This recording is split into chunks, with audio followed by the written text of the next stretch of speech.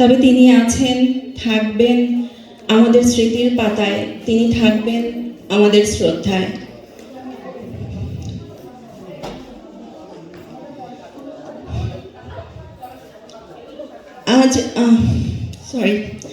আজ আমাদের এই আয়োজনের শুরুতে আমরা তাই মিসেস কুদ্দুস, আমাদের প্রিয় আন্টি রেশমা আক্তারকে কিছু বক্তব্য রাখতে অনুরোধ করছি। Thank you Kanis. আজকে আমরা যার হাত ধরে আমরা এই অর্গানাইজেশনের সাথে জড়িত হয়েছিলাম, উনি আজকে নেই, কিন্তু তার সম্মানে আমি দু চারটা কথা বলবো এবং তার সাথে আমার শহীদ ভাইদের স্মরণীয় শ্রদ্ধা রাখবো। শুভ সন্ধ্যা সম্মানীয় সুধীবৃন্দ, আমার সোনামণিরা। আজ এই সন্ধ্যায় এত ব্যস্ততার মধ্যেও যে আপনারা আন্তর্জাতিক মাতৃভাষা উদযাপন অনুষ্ঠানে এসেছেন, তার জন্য আমি সবাইকে স্বাগত জানাচ্ছি। আমি প্রথমেই 1952 সালের সকল ভাষা শহীদদের বিনম্র শ্রদ্ধার সাথে স্মরণ করছি, যাদের প্রাণের বিনিময়ে আমরা বাংলায় কথা বলার অধিকার পেয়েছি, বাংলাকে রাষ্ট্রভাষা হিসেবে স্বীকৃতি দিতে পেরেছি।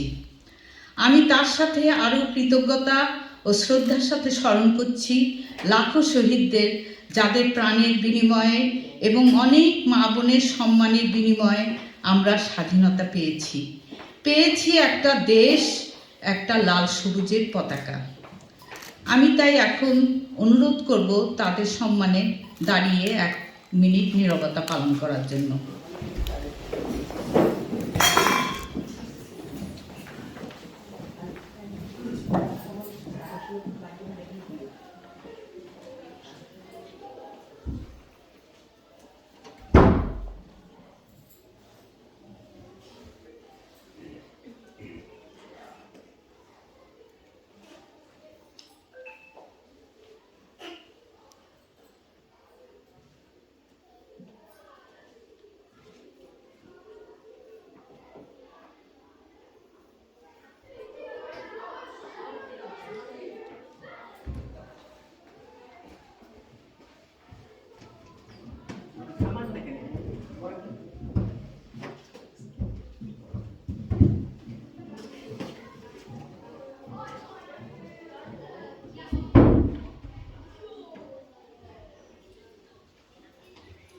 ধন্যবাদ সবাইকে।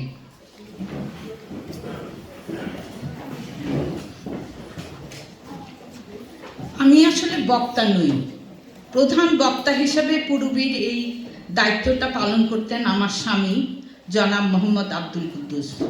উনি মনে প্রাণে বাঙালি ছিলেন, বাংলা ভাষা ও বাংলাদেশকে তিনি অন্তর থেকে ভালোবাসতেন। বাংলা সাহিত্য আর বাংলাদেশ ছিল তার গর্ব। আমি আজ ওনার অভাব খুব অনুভব করছি। আমি জানি আমার সাথে আরও অনেকেই ওনাকে মনে করছেন। আমি আজ ওনাকে শ্রদ্ধার সাথে স্মরণ করছি। ওনার প্রচেষ্টায় আমরা পূর্বী সংগঠনটি পেয়েছি, যার মাধ্যমে আমরা ও আমাদের বাচ্চারা বাংলা ভাষার কিছুটা চর্চা ও প্রচার করতে পারছি। ওনার এই অবদানের জন্য সকলের পক্ষ থেকে আমি ওনাকে কৃতজ্ঞতা জানাচ্ছি। গত 23 বছর ধরে আমরা পূর্বীর মাধ্যমে মহান শহীদ দিবস পালন করে আসছি। তার আগেও আমরা লিডসে ইউনিভার্সিটিতে ও বাংলাদেশি সেন্টারে 21শে ফেব্রুয়ারি পালন করেছি।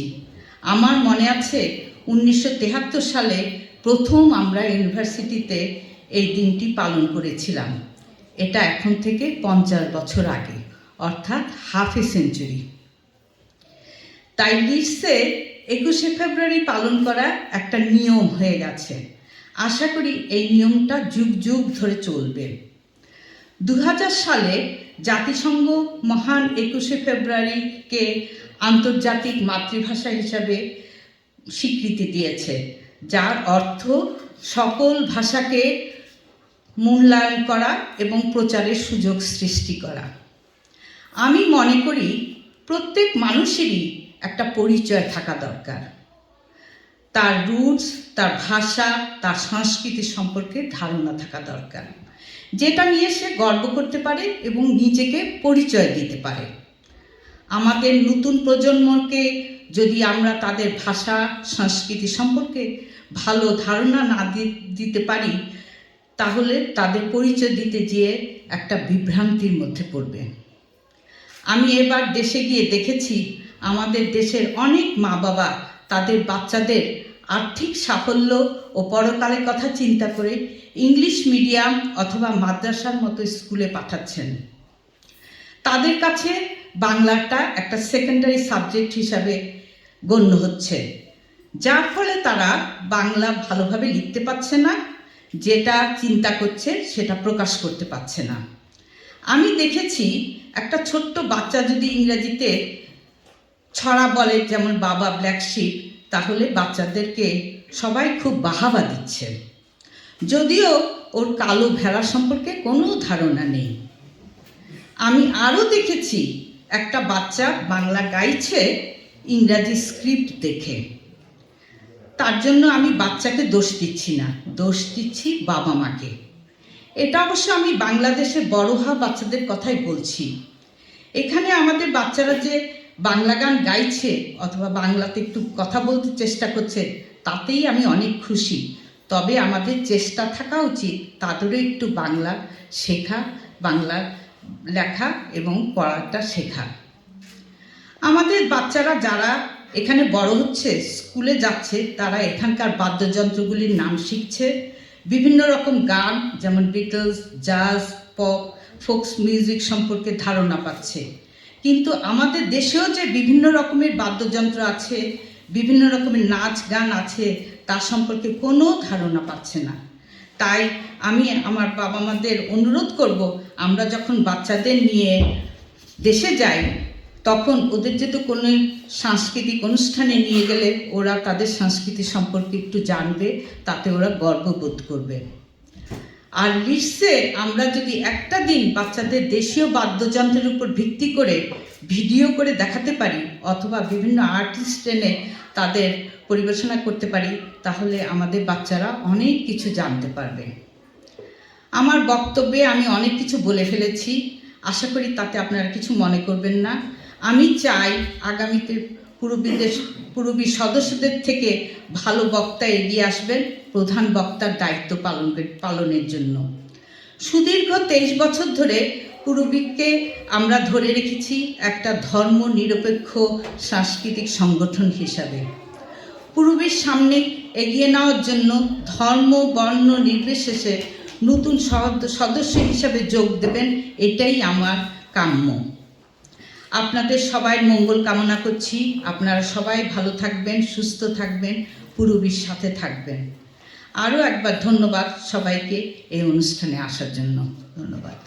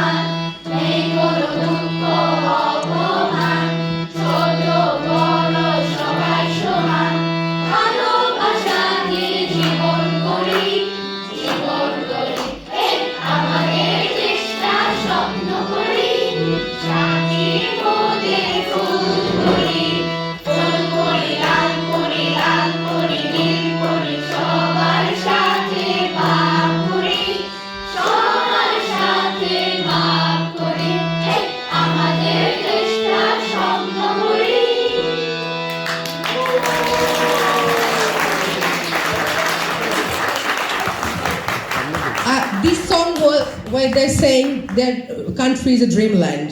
How they live together with peace.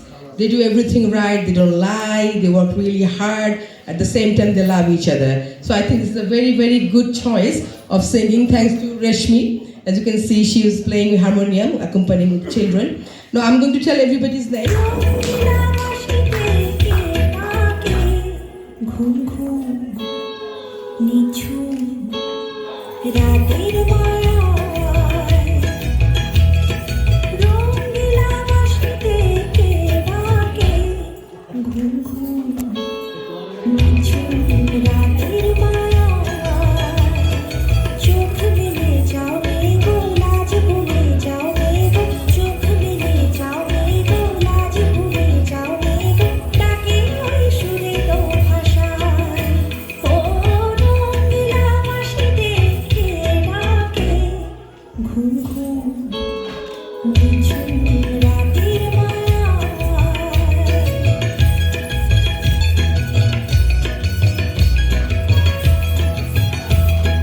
রূপসী নদীর বসুয়ার হাওয়ায় দোলা মহুয়ার মনেকে আগুন জ্বালায় ও রূপসী নদীর বসুয়ার হাওয়ায় দোলা মহুয়ার মনেকে আগুন জ্বালায় ও রঙিলা বাঁশিতে কে ডাকে ঘুম ঘুম নিঝুম রাতের মায়ায়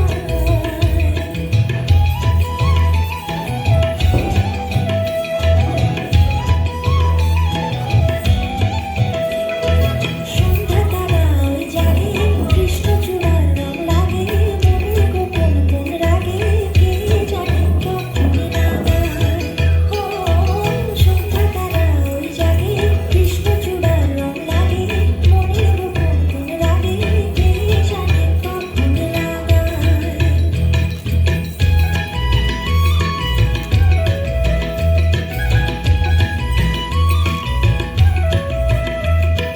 হরিণীর মতো পায় বুনো মেয়ে ছুটে যায় পিয়ালির আঙিনায় বুনো বুনো অলিকায় চন্দ্রকণা কয় সেতুর শাখায় ও যা যা শুনে যা মায়া যা যা বলে যা সেই জীবনের ভালোবাসাও একটাই, আর সেই ভালোবাসায় দেশ তো একটাই। সেই দেশ আমার মা, আমার জন্মভূমি। তোমার কথায় হাসতে পারি, তোমার কথায় কাঁদতে পারি, মরতে পারি তোমার বুকে। বুকে যদি রাখো আমায়, এমন করে আকুল হয়ে আমায় তুমি ডাকো। হায় রে আমার মন মাখানো দেশ, হায় রে আমার সোনার খাওয়া মাটি। রূপ দেখে তোর কেন আমার নয়ন ভরে না? তোরে এত ভালোবাসি, তবুও পরাণ ভরে না।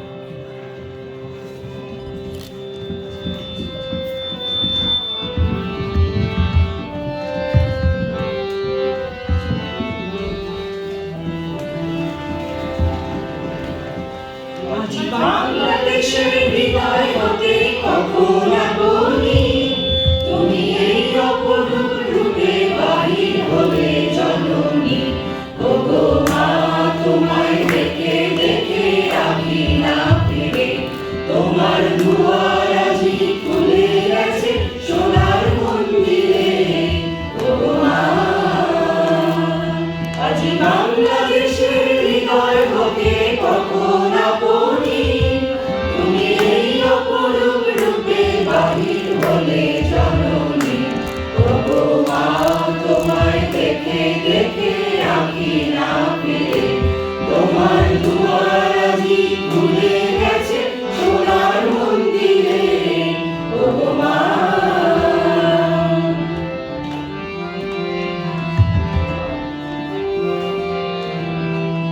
ডান হাতে তোর খড়গ জলে বাহাত করে সংখ্যা হরণ ডান হাতে তোর খড়গ জলে বাহাত করে সংখ্যা হরণ দুই নয়নে স্নেহের হাসি লালান নেত্র আগুন বরণ ওগো মা তোমায় কি মূরতি আজি দেখি রে তোমার দুয়ার আজি খুলে গেছে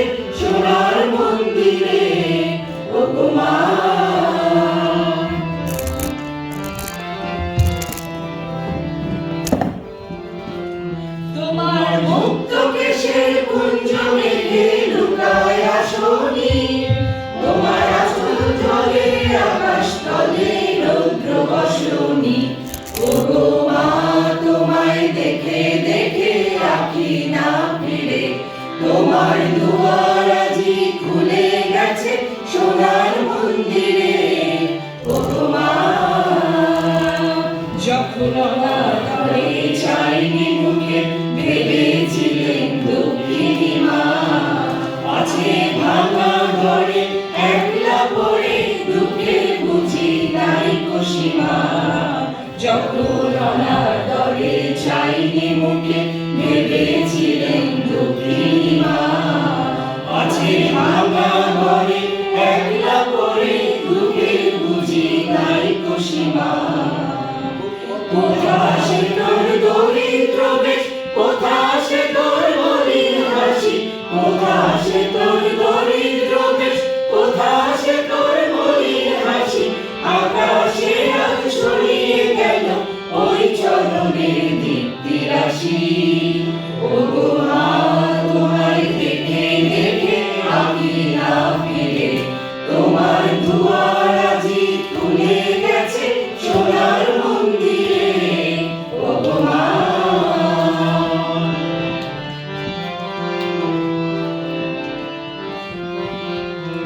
মাঝে দুঃখের রাতে সুখের স্রোতে ভাসাও ধরণী, তোমার অভয় কাজে হৃদয় মাঝে হৃদয় হরণী। ওগো মা, তোমায় দেখে দেখে আঁখি না ফিরে, তোমার দুয়ার আজি খুলে গেছে সোনার মন্দিরে। ওগো মা, আজি বাংলাদেশের হৃদয় হতে কখন আপনি তুমি এই অপরূপ রূপে বাহির হয়ে জননী। ওগো মা, তোমায় দেখে দেখে আঁখি না ফিরে, তোমার দুয়ার আজি খুলে গেছে সোনার মন্দিরে। ওগো মা,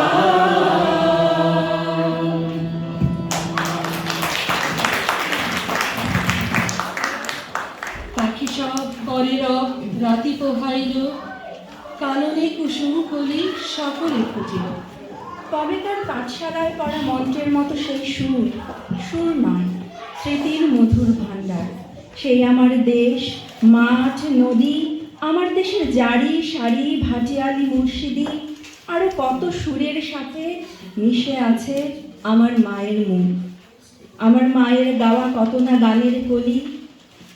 বিন্নি ধানের মাঠের ধারে হঠাৎ কয়েকটি গুলির আওয়াজ, কয়েকটি পাখির গান শেষ হতে না হতেই তারা ঝরে গেল, পড়ে গেল মাটিতে। সেই শোকে কালবৈশাখীর ঝড় উঠল আকাশে, মাঠ কাঁপলো, ঘাট কাঁপলো, বাট কাঁপলো, হাট কাঁপলো, বন কাঁপলো, মন কাঁপলো। ইতিহাস থমকে দাঁড়িয়ে লিখে নিল সব। তাই তো সহস্র পাখির কলতানে আজ দিগন্ত মুক্ত। তাই তো আজ দেখো এই মিছিলে এসে দাঁড়িয়েছেন আমার মা, যিনি বাংলা ভাষায় কথা বলতে বড় ভালোবাসেন। কথায় কথায় কত কথা, কত রূপকথা, আর ছড়াবো ছন্দে মিষ্টি সুরের ফুল ছড়ানো, যিনি এখনো এই মিছিলে গুনগুন করে গাইতে পারেন। পাখি সব করে রব রাতি পোহাইল, কাননে কুসুম কলি সকলে ফুটিল। রাখাল গরুর পাল লয়ে যায় মাঠে, শিশুগণ দেয় মন নিজ নিজ পাঠে। আজন্ম আমার সাথী তুমি বাংলা, আমাকে স্বপ্নের সেতু দিয়েছিলে গড়ে পলে পলে। তাই তো ত্রিলোক আজ সুনন্দ জাহাজ হয়ে ভেড়ে আমারই বন্দরে। হে আমার আঁখি তারা, তুমি উন্মিলিত সর্বক্ষণ জাগরণে। তোমাকে উপড়ে নিলে বলো তবে কি থাকে আমার। 1952 দারুণ রক্তিম পুষ্পাঞ্জলি বুকে নিয়ে তুমি আছো সগৌরবে মহীয়সী। এই ঘাস, এই মাটির বুকে আস্তে করে পা রেখো। এখানে আমার ভাই বরকত, সালাম আর আসাদেরা শুয়ে আছে। ওরা ব্যথা পাবে, ডুকরে কেঁদে উঠবে এই নরম মাটিতে। আস্তে করে পা ফেলো। আমার ভাইয়ের রক্তে এ বাংলা এখনো ভেজা স্যাঁতস্যাঁতে। এ মাটি রাত্রি দিন কেঁদে কেঁদে প্রার্থনা করে বিধাতার কাছে, আমার মায়ের ভাষা মুখ থেকে কেড়ে নিতে দেব না, দেব না।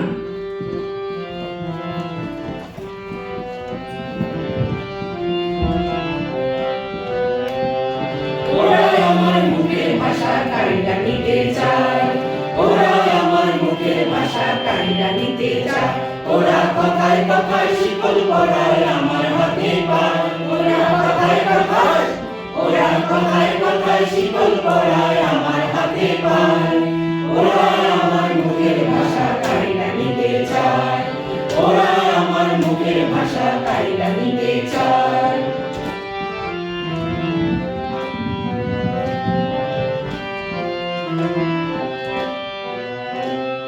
কইত যাহা আমার দাদাই কইছে তাহা আমার বাবাই, কইত যাহা আমার দাদাই, কইত যাহা আমার দাদাই কইছে তাহা আমার বাবাই, কইত যাহা আমার দাদাই।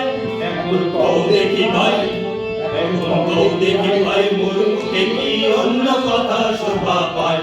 ওরা আমার মুখের ভাষা কাইরা নিতে চায়, ওরা আমার মুখের ভাষা কাইরা নিতে চায়।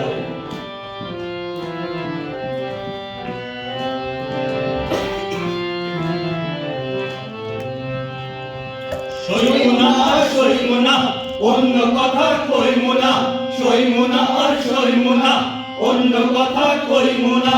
যাই যদি ভাই দিমু সাদের জান, যাই যদি ভাই দিমু সাদের জান। এই জানের বদল রাখুন রে ভাই, জানের বদল রাখুন রে ভাই, বাপ দাদার জবানের মান, ও বাপ দাদার জবানের মান। যে শুনেছি আমার দেশের গাঁও গ্রামের গান, নানান রঙের নানান রসে ভরিয়াছে তার প্রাণ। যে শুনেছি আমার দেশের গাঁও গ্রামের গান, নানান রঙের নানান রসে ভরিয়াছে তার প্রাণ। জপ কীর্তন ভাষণ জারি, গাজীর গীতার কবি সারি, জপ কীর্তন ভাষণ জারি, জপ কীর্তন ভাষণ জারি, গাজীর গীতার কবি সারি। আমার বাংলাদেশের বয়াতিরা নাইচা নাইচা কেমন গায়, বাংলাদেশের, আমার বাংলাদেশের বয়াতিরা নাইচা নাইচা কেমন গায়। ওরা আমার মুখের ভাষা কাইরা নিতে চায়, ওরা আমার মুখের ভাষা কাইরা নিতে চায়, ওরা কথায় কথায় শিকল পরায় আমার হাতে পায়, ওরা কথায় কথায়, ওরা কথায় কথায় শিকল পরায় আমার হাতে পায়, ওরা আমার মুখের ভাষা কাইরা নিতে চায়, ওরা আমার মুখের ভাষা কাইরা নিতে চায়, ওরা আমার মুখের ভাষা কাইরা নিতে চায়।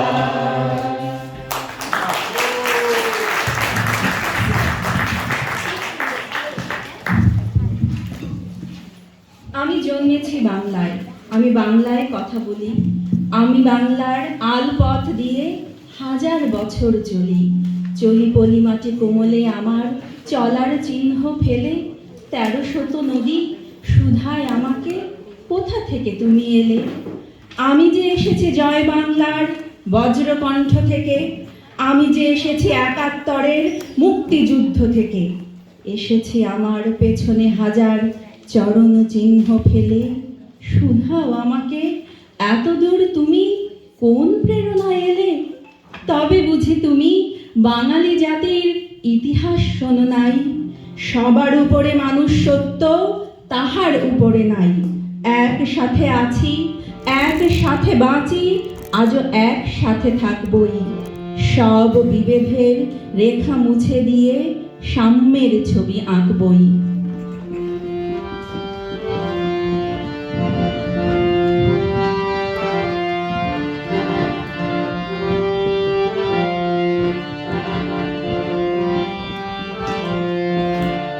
হেইয়া রে হেইয়া হো, হেইয়া রে হেইয়া হো, হেইয়া রে হেইয়া হো, হেইয়া রে হেইয়া হো, নোঙ্গর তোলো তোলো সময় যে হলো হলো নোঙ্গর তোলো তোলো নোঙ্গর তোলো তোলো সময় যে হলো হলো নোঙ্গর তোলো তোলো নোঙ্গর তোলো তোলো সময় যে হলো হলো নোঙ্গর তোলো তোলো সময় যে হলো হলো নোঙ্গর তোলো তোলো সময় যে হলো হলো নোঙ্গর তোলো তোলো নোঙ্গর তোলো তোলো সময় যে হলো হলো নোঙ্গর তোলো তোলো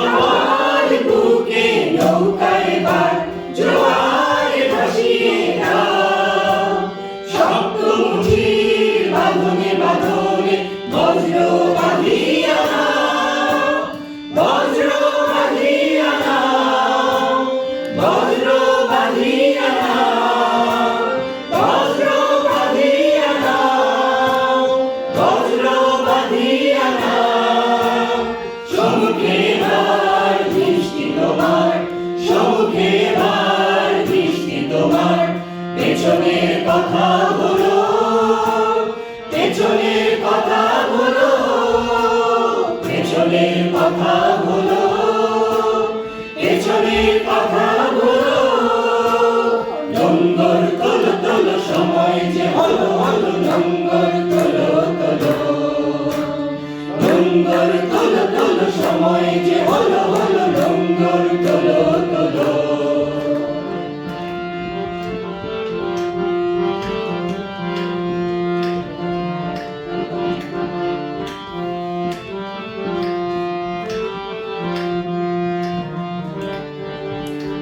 দূর দিগন্তে সূর্যালোকে দৃষ্টি রেখেছো স্থির সবুজ আশার স্বপ্নের আজ নয়নে করেছে ভিড় নয়নে করেছে ভিড় নয়নে করেছে ভিড় নয়নে করেছে ভিড় নয়নে করেছে ভিড় হৃদয়ে তোমার মুক্তির আলো হৃদয়ে তোমার মুক্তির আলো আলোর দুয়ার খোলো আলোর দুয়ার খোলো আলোর দুয়ার খোলো আলোর দুয়ার খোলো নোঙ্গর তোলো তোলো সময় যে হলো হলো নোঙ্গর তোলো তোলো নোঙ্গর তোলো তোলো সময় যে হলো হলো নোঙ্গর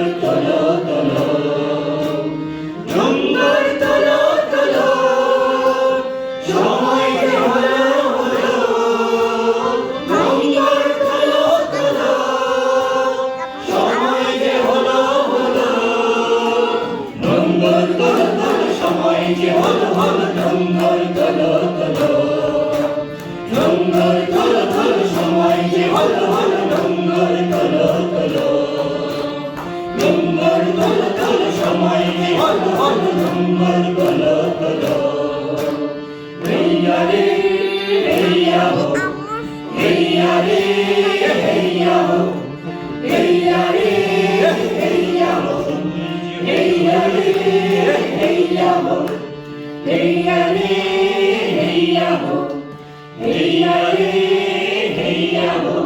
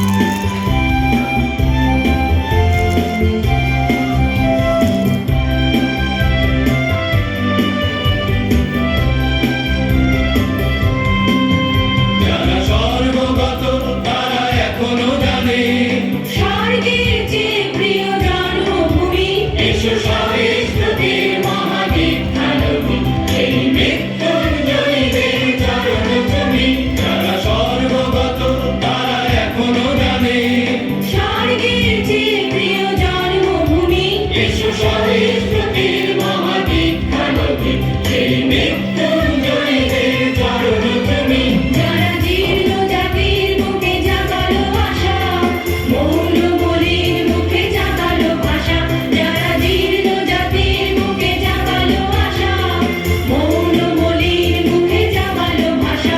আজি রক্ত কমলে গাথা, আজি রক্ত কমলে গাথা মাল্যকারী, বিজয় লক্ষ্মী দেবে তাদেরই ঘরে, মুক্তির মন্দির সোপান তলে কত প্রাণ হলো বলিদান, লেখা আছে অশ্রু জলে, মুক্তির মন্দির সোপান তলে কত প্রাণ হলো বলিদান, লেখা আছে অশ্রু জলে।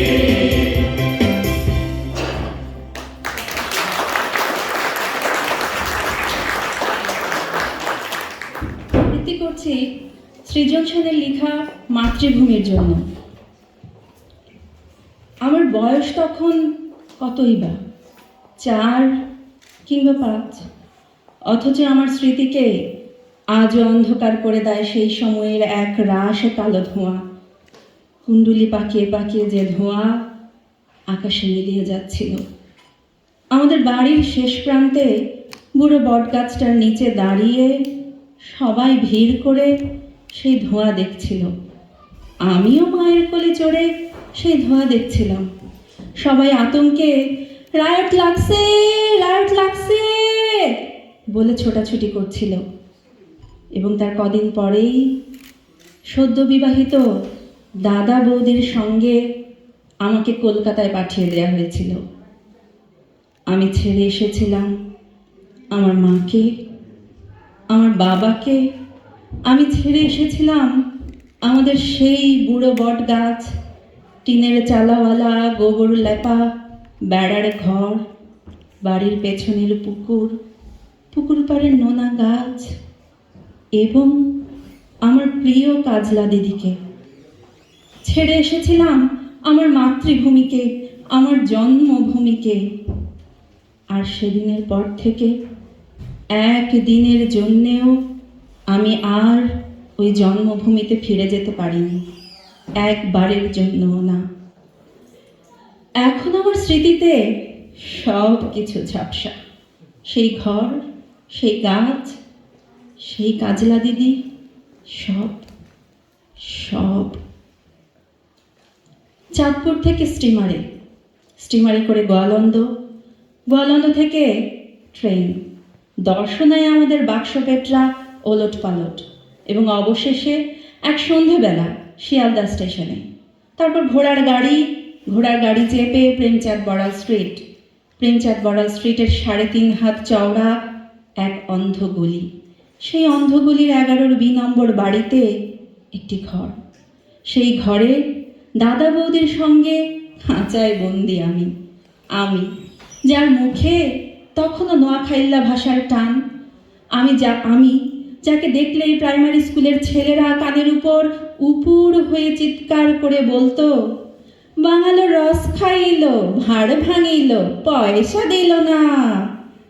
সেই আমি চারদিকের ওই টিটকিরির ভয়ে নিজের বাঙালপনাকে গোপন করার জন্য প্রাণপণ চেষ্টা করতে করতে ধীরে ধীরে যখন অন্য মানুষ হয়ে উঠছিলাম, ঠিক তখনই আমার জন্মভূমি থেকে বাবার একখানা চিঠি এসেছিল।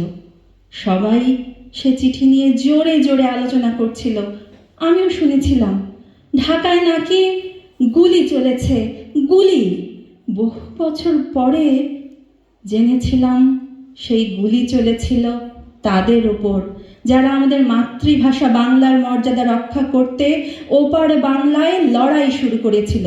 শুনেছিলাম তারা নাকি পুলিশের বন্দুকের সামনে জামার বোতাম খুলে চিৎকার করে গাইছিল, ওরা আমার মুখের কথা কাইরা নিতে চায়। আর সেই মুখের কথার গৌরব রক্ষা করতেই তারা নাকি পুষ্পাঞ্জলির মতো তাদের প্রাণকে সমর্পণ করেছিল। আর এবার বাংলায় আমি আমার সমস্ত বাঙালপনাকে ঝেড়ে ফেলে তখন ধীরে ধীরে হয়ে উঠছি কেতাদুরস্ত অন্য এক মানুষ। ইংলিশ মিডিয়াম স্কুল থেকে একটার পর একটার ক্লাস টপকে আমি রণপায়ে এগিয়ে চলেছি। ইংরেজিতে কথা বলায়, চাল চলনে, আদব কায়দায় আমি তখন সবাইকে মুগ্ধ করতে পারি। রাম ব্যানার্জি লেনের বাড়ি ছেড়ে আমরা উঠে এসেছি কলকাতার এক অভিজাত পাড়ায়। কেউ আর আমায় বাঙাল বলতে সাহস পায় না, বরং একটু সমীহই করে চলে। আমার দাদা বৌদি আমাকে নিয়ে গর্ব করে।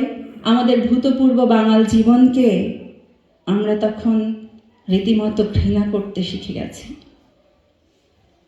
তারপর থেকে আমার জীবনে শুধুই চড়াই। আমি এখন এক সাহেবী কোম্পানির নামী অফিসার। যে কোম্পানির অভিভাবক এক নামজাদা বহুজাতিক কোম্পানি, সেই কোম্পানির স্বার্থে আমি এখন দেশে বিদেশে উড়ে বেড়াই। অধিকতর বিদেশি ব্যবসা, অধিকতর বিদেশি চুক্তি, অধিকতর বিদেশি পরামর্শ, কমিশন ইত্যাদি অর্জনের মধ্য দিয়েই আমার আজকের বিকাশ, আমার প্রতিপত্তি। আমার ছেলেমেয়েরা আমাকে ড্যাডি বলে ডাকে, মাকে মাম্মি। আমার মতো ওরাও এখন শুদ্ধ করে বাংলায় কথা বলতে পারে না, শুদ্ধ করে লিখতে পারে না মাতৃভাষায় কয়েকটা লাইন। আমার ছেলে মেয়েদের কাছে বাংলা ভাষা একান্তই বিদেশি। সেবার লন্ডনে এক জাপানি শিল্পপতিকে বিদেশের মাটিতে দাঁড়িয়ে তার মাতৃভাষা জাপানিতে অন্যদের সঙ্গে অনর্গল কথা বলতে দেখেছিলাম। তখন আমার বুকের ভেতর কেমন যেন একটা কষ্ট হচ্ছিল। ইংরেজিতে কথা বলতে না পারার জন্য ওই মানুষটার ভেতরে কোনো লজ্জা ছিল না, বরং মাতৃভাষায় কথা বলতে পারার অহমিকায় মানুষটিকে যেন উজ্জ্বল হয়ে উঠতে দেখেছিলাম। আমার ভেতরে সেই অভিজ্ঞতার যন্ত্রণা একটা কান্না হয়ে গুমড়ে গুমড়ে উঠেছিল। আমার মনে হচ্ছিল আমার কোনো মাতৃভূমি নেই, আমার কোনো মাতৃভাষা নেই, আমি যেন এক শিকড়বিহীন চির বিদেশি। তাই মাতৃভাষার জন্য যারা জীবন দেয় তারা কেমন মানুষ আজ আমার ভীষণ জানতে ইচ্ছে করে। আমার বুকের মধ্যে সেই বাংলাদেশের জন্য, সেই বাংলা ভাষার জন্য একটুখানি বাঙালি হয়ে ওঠার জন্য একটা ভয়ঙ্কর যন্ত্রণা টন টন করে ওঠে। ধন্যবাদ।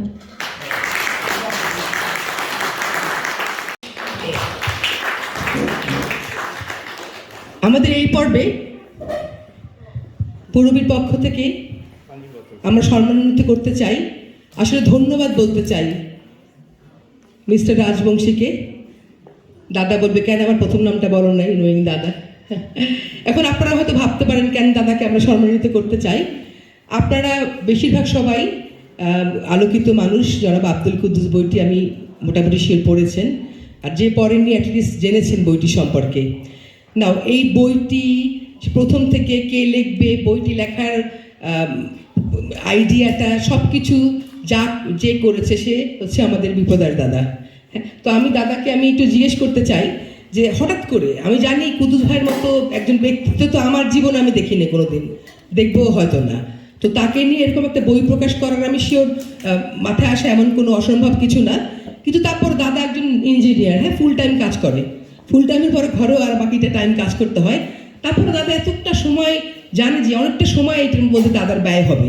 তারপর সে কেমন করে আমাদের মতো যারা লেখক না তাদের দিয়ে আমাদের ফোন করে বলে পিটিয়ে, যেভাবে আমাকে তো পিটিয়ে লিখিয়েছে, কারণ আমার তখন একটু চোখে প্রবলেম, আমি লিখতে পারছিলাম না। তো আমরা দাদার কাছে একটু শুনতে চাই দাদার কেন মাথায় আসলো যে এটা একটা করা উচিত, এটা আমাদের জন্য একটা ট্রেজার হতে পারে, ফিউচারে আমাদের বাচ্চাদের জন্য একটা এক্সাম্পল হতে পারে যে কুদ্দুস ভাইয়ের মতো একজন ব্যক্তিত্ব যে সব দিক থেকে ব্যালেন্স, সে সংস্কৃতি হোক, পড়াশোনা হোক, একজন মানুষ, ভালোবাসা, সবার খেয়াল নেওয়া, মানে সব দিক থেকে। তো দাদা প্লিজ আপনি আমাদের প্রথমে বলেন যে আপনি কেন, এটা কিসের জন্য আপনি করলেন বা কিভাবে আপনার মাথায় আসলো, প্লিজ। Thank you. ধন্যবাদ দোলা।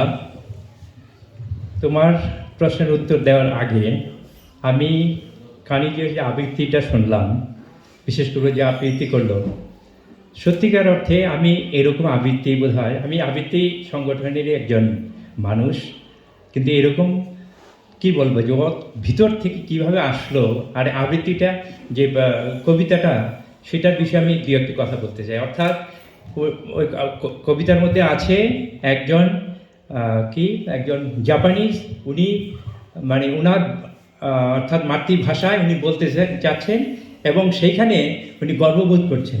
সেই প্রসঙ্গে আমার একটি কথা মনে হয় যে স্যার জগদীশচন্দ্র, বিজ্ঞানী স্যার জগদীশচন্দ্র বসু, উনি জমিদার ছিলেন, ওনার বাবা জমিদার ছিলেন। উনি রবীন্দ্রনাথকে একটা চিঠি লিখেছিলেন যে আমার অত্যন্ত সৌভাগ্য, আমার বাবা আমাকে বাংলায় পড়িয়েছিলেন। সেই বাংলা ভাষা অর্থাৎ মাতৃভাষায় যদি আমি না পড়তাম, তাহলে বিজ্ঞানের যে আবিষ্কার, এই যে বিশ্বমানে আমার পৌঁছানো, সেটা আমার পক্ষে সম্ভব হতো না।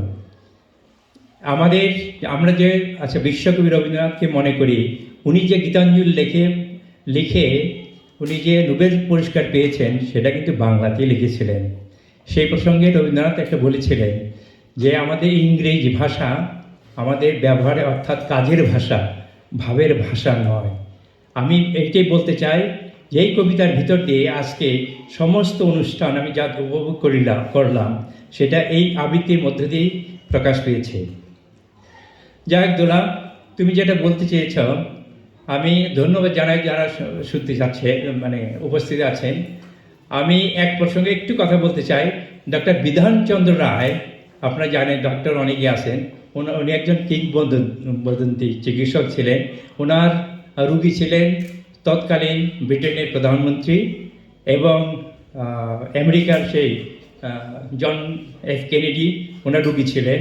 রবীন্দ্রনাথ ছিলেন, স্বামীজি অর্থাৎ গান্ধীজি, এরা ছিলেন। অর্থাৎ উনি একটা রোগীদের একটা কথা বলছিলেন যে রসিকতা করে, যে আপনাদের যখন রোগ হবে ডাক্তার দেখাবেন তাড়াতাড়ি, কারণ ডাক্তারকে তো বাঁচতে হবে। তারপর বলছেন যে ডাক্তার যে প্রেসক্রিপশনটা দিবে, সেই প্রেসক্রিপশন দিয়ে যে ওষুধটা লেখা থাকে সেটা আপনার কিনে নেবেন, কারণ দোকানদারকে তো বাঁচতে হবে। তারপরে সেই ওষুধ কিনে যখন বাসায় যাবেন, সেই ওষুধটি ফেলে দিবেন, কারণ আপনাকে তো বাঁচতে হবে।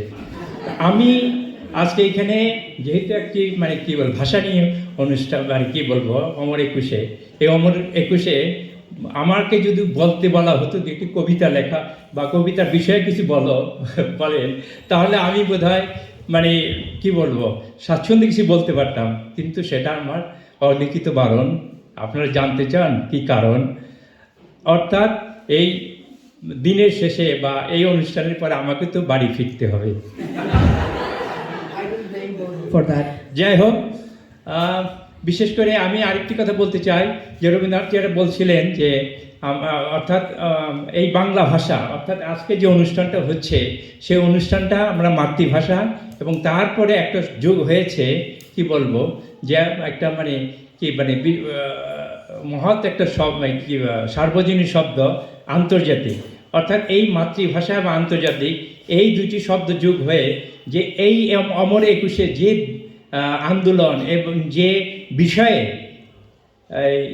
এই দিবসটি মানে সৃষ্টি হয়েছিল, সেটাকে আমরা কিন্তু ভুলে যাই। অর্থাৎ রাষ্ট্রভাষা, বাংলাকে রাষ্ট্রভাষা স্বীকৃতি পাওয়ার জন্য এই আন্দোলন যার প্রাণ দিয়েছে, সেই কথাটা আমরা একেবারেই ভুলে যাই। এবং আমরা ভুলে যাই এই প্রবাসে যারা আছি, আমরা চর্চা করি ঠিকই, কিন্তু সেই চর্চার মধ্যে আমাদের নিজস্ব একটু ঘাটতি থাকে।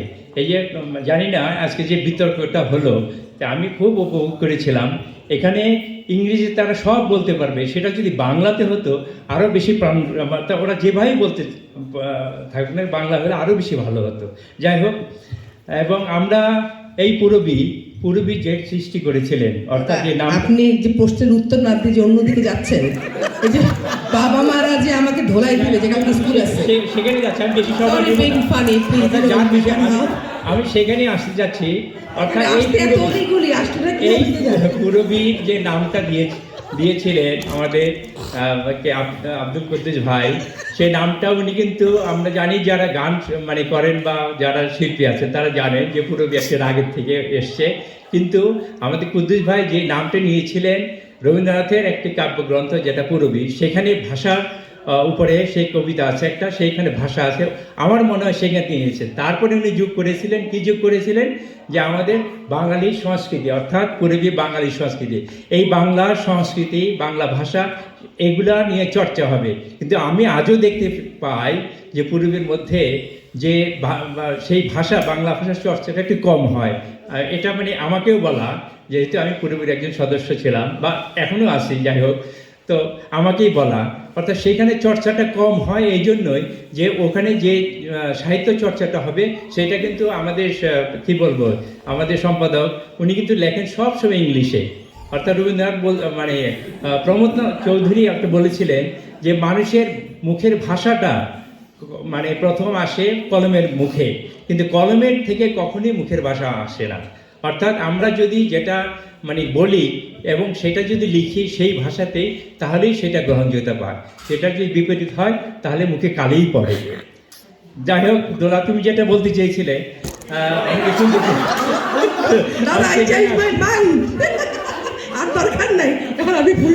আর বলবো না আমি। যাই হোক, আমি আসলে কৃতজ্ঞতা প্রকাশ করছি যারা এই গ্রন্থটি লেখার জন্য যারা লেখা দিয়েছিলেন, যারা এখানে অনেকে উপস্থিত আছেন।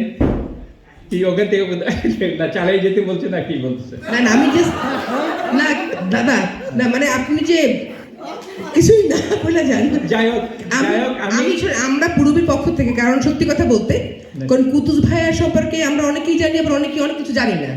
এই যে আপনি সবার কাছ থেকে তাদের জীবনী, ভাইয়ের সাথে তার সম্পর্ক নিয়ে যে লিখেছেন আর কি, তো আমরা অনেক জানলাম, তাই না? ভাইয়াকে আমি জানতাম, ঠিক আছে, আমার ভাই, আমি তার বাবার মতো দেখতাম, কিন্তু আর একজন যে তার বড় ভাই যে ঘটনাগুলো লিখছে ভাইয়ের ছোটবেলার স্মৃতি নিয়ে, ওগুলো তো আমি জানতাম না। তো থ্যাংক ইউ, আপনার কারণে আমরা অনেক জানলাম আর কি। তো যাই হোক, আমি একটু বলি এইটার লেখার পিছনে, আমি একটি কথা বলি যে এই গ্রন্থটা মানে কি বলবো, যখন শুরু করলাম, তো সেই শুরু করাটার একটি কারণ বলি, সেটা আমার বিগত 17 বছর যাবত যে কুদ্দুস ভাই সম্পর্কে আমার ধারণা ছিল, যেটা ছিল উনি অনেক জানেন, অর্থাৎ উনি এত বেশি জানেন কিন্তু সেটা লিখে যেতে পারেন না। আমরা জানি যে কি বলবো, যে সক্রেটিস কিন্তু উনি কিন্তু দার্শনিক হয়েছিলেন, কখন হয়েছিলেন, উনি কিন্তু ওনার জীবদ্দশায় কোনো কিছুই লিখে যান নাই। অর্থাৎ ওনার যারা শিষ্য ছিলেন তারা তার পরবর্তীকালে যা লিখে গেছেন তার সম্পর্কে তখন আমরা জানতে পারছি সক্রেটিস একজন দার্শনিক ছিলেন। সেই রকম আমি যখন কুদ্দুস ভাইয়ের সাথে কথা বলতাম, আমি রবীন্দ্রনাথ সম্পর্কে যত কিছু আমি মানে পড়ে না মানে জানতে পেরেছি, কিন্তু কুদ্দুস ভাই সেটা অনর্গল বলে যাচ্ছেন। আমার এখান থেকে একটা ইচ্ছা ছিল যে কুদ্দুস ভাই এত কিছু জানেন, সেগুলো কিন্তু আমাদের জন্য কিছু লিখে যেতে পারেন, সেটা আমার ভিতরে ছিল। কিন্তু হঠাৎ করে সেটা কি হলো, আমরা ওই বইটার মানে ওনার জন্মদিন 80তম জন্মদিন পালনের আগে আমরা অমল দা এবং রেশমা ভাবি এবং আমার পরিবার আমরা কয়েকজনই গিয়েছিলাম ব্রিডলিংটন, এবং আমি ড্রাইভ করতেছিলাম, পাশে কুদ্দুস ভাই বসেছিলেন। একটু গল্পটা শুনতে হবে, এই জন্য এখানে কুদ্দুস ভাই ধরা যাবে, এই বইটার ব্যাপারেও জানা যাবে।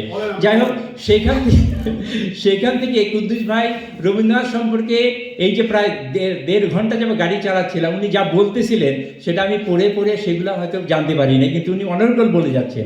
এই যে এত বড় তার গভীর জানার একটা বিষয়, কিন্তু উনি লিখে যেতে পারেনি। তখন যখন আমরা বিকেলে আসার পরে অমলদাকে আমি গাড়িতে বসে বললাম যে ওনার যে জন্মদিন হবে সেখানে একটা ওই ধরনের কিছু লেখা, আমার ভিতরে কাজ করতেছে অনেক বছর আগে থেকে। তখন ওনাকে বলার সাথে উনি সাথে বললেন যে খুব ভালো হয়। তখন আমি এটা পরিকল্পনা করলাম যে এটা এককভাবে হবে না, যদি একান্ত সবাই না রাজি হয় তাহলে আমার যে মোটামুটি একটু পাগলামি করে আমি কবিতা লিখি, আমার বহু কবিতা হয়ে গেছে, অন্তত 200-300 কবিতা হয়ে গেছে, সেইগুলো ধরে আমি কুদ্দুসকে উৎসর্গ করে আমি লিখবো, যেটা আপনারা না করে। তখন বললেন যে না বিপ্রদা, সেটা ভালো করছেন, সবার সাথে আমরা কালেকশন করি। তখন আমি উদ্যোগটা নিলাম এবং দেখলাম আসলে উনি এমনই মানুষ ছিলেন যার কাছে আমি যা চেয়েছি, যারা হয়তো অনেকে কষ্ট দিয়েছি, যারা আগে লেখালেখি হয়তো করতো কিন্তু এখন না লেখার অভ্যাসে ওনাদের এত বিরক্ত করেছি, কিন্তু তারা বিরক্ত মনে করেনি, আমাকে লেখাগুলো দিয়েছেন, এবং সেই অল্প সময়ের মধ্যে আমি সে লেখা পেয়েছি এবং সেটা করতে পেরেছিলাম। কিন্তু আমার একটা দুঃখের কারণ রয়ে গেছে, অর্থাৎ উনি ওই বইটা দেখে যেতে পারেন নাই, কিন্তু উনি অনেকগুলো লেখা উনি দেখে গেছেন এবং পড়ে গেছে, সেটা আমার একটা মানে কি বলবো সৌভাগ্য। আর এখানে আমাকে এই অনুষ্ঠানে ডেকে এই ধরনের কি বলবো যে এটা বলবো যে আমাকে একটু অপমানই করা, এই জন্য বললাম যারা লেখাগুলো দিয়েছেন তাদের কাছে আমি কৃতজ্ঞ। আমি একবার বলেছিলাম অমলদাকে, জানি না হয়তো উনি মনে করতে পারেন কি না, কারণ যাদের কাছে আমরা এই লেখাগুলো নিয়েছিলাম, অর্থাৎ যাদের নিয়ে লেখলাম, অর্থাৎ রেশমাভাবে আছে, অন্তত একটা চিঠির মধ্যে হলেও যে তাদের কৃতজ্ঞতা যদি জানাতে পারতেন, সেখান থেকে সবচেয়ে বেশি আমি উপকৃত হতাম। সেইখানে যদি আমার একটা সিগনেচার থাকতো, সেইখানে আমি সবচেয়ে কৃতজ্ঞ হতাম। অর্থাৎ আমি তাদের কাছে লেখাগুলো পেয়েছিলাম এবং তাদেরকে আমি সম্মানিত করতে পারতাম। এটা ছিল আমার ভিতরে ছিল। এটা হয়তো কি বলবো, মোড়ক উন্মোচন অনুষ্ঠান বিরাটভাবে আমি সেই প্রোগ্রামও করেছিলাম, কিন্তু যাই হোক দুর্ভাগ্যবশত সেটা হয়নি।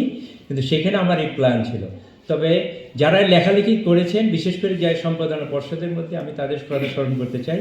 এবং আমি করেছি, তারপরে শওকত ভাই, তারপর আমিরুল ইসলাম আমার বন্ধু, আরেকজন লেখক ফিরোজ আশরাফ, যে এটা একটু অত্যন্ত বাংলাদেশের মধ্যে একবার তার লেখাটা হয়তো বেস্ট লেখক হয়েছিলেন একবার, তো উনিও প্রুফ রিডিং করেছেন। বিশেষ করে অমলদা আর যারা লেখা দিয়েছেন সবার কাছে আমি কৃতজ্ঞ। এবং আর সেই কৃতজ্ঞতা ভাষা প্রকাশ করার আমার ভাষা নেই। অর্থাৎ এই বইটি ধরে এই পুরো বই যদি পরবর্তীতে আরও কিছু করতে চায় এবং সেটার আরেকটি সংস্করণ বের হতে পারে, তবে এক্ষেত্রে আমার ত্রুটি রয়ে গেছে। এবং বইটি সবার শেষে এই প্রুফ রিডিং করতে যেয়ে সেই কি বলবো, প্রকাশক তার কি সফটওয়্যার ব্যবহার করতে যেয়ে এমন একটা অঘটন ঘটিয়ে ফেললো যে যুক্তাক্ষরগুলো সেগুলো ভেঙে গেল। এবং সেইগুলো করতে করতে আমাকে 2 থেকে 3 রাত আমি ঘুমাতে পারিনি, আমাকে করতে হয়েছে। কিন্তু সেখানে তারপর আমি সম্পূর্ণ করতে পারিনি। এবং সেটা করতে যেয়ে আমি আমার কি বলবো, আমার কিছু দৈহিকে কি ভাটিক অসুখ হয়ে গিয়েছিল, কিন্তু সেটাকে আমি মনে করিনি হয়তো সেই কারণে। কিন্তু সেটা আমি ঘুমাতে পারি না 3 রাত, সেই পাবলিশারের সেই ভুলের কারণে সেটা হয়ে গেছে। অনেক জায়গায় বানান ভুল রয়ে গেছে, সেটা দেখার পরে সেটা আমার খুবই কষ্ট পেয়েছি আমি। যাক, এই বলে আমি সবাইকে ধন্যবাদ জানাই। আপনি ঘুমান না, আপনি আমাদেরও এই তালিকা তাড়াতাড়ি শেষ করার সময় হোক। আর জেন্ডা ভাতাদা, আমি আমাদের সবার প্রিয় রেশমা পারভিন আমাদের ভাবিকে আমন্ত্রণ জানাচ্ছি আমরা আমাদের তরফ থেকে, এটা বলার জন্য যে আমাদের আর জ্বালাবেন না ভবিষ্যতে। তো চলে আসেন ভাবি, প্লিজ একটু জোরে একটু তালি দেন দাদাকে আমাদের পক্ষ থেকে, ছোট একটা সম্মানী আর কি। আসলে এটা আমি যত লেখক লেখা দিয়েছেন আমি তাদেরকেই উৎসর্গ করতে চাই। হয়তো এটা সবাইকে দেওয়া সম্ভব না, আমি আশা করি পরবর্তীতে যে কোনো সময় সেই বইটার যদি আমরা এমন একটা দিনে সেটা যদি মোড়ক উন্মোচন সেটা হয়ে গেছে হয়তো অনলাইনে, বা এটা আমরা করতে পারি একটা বিশেষ করে অনুষ্ঠান, এবং সেটা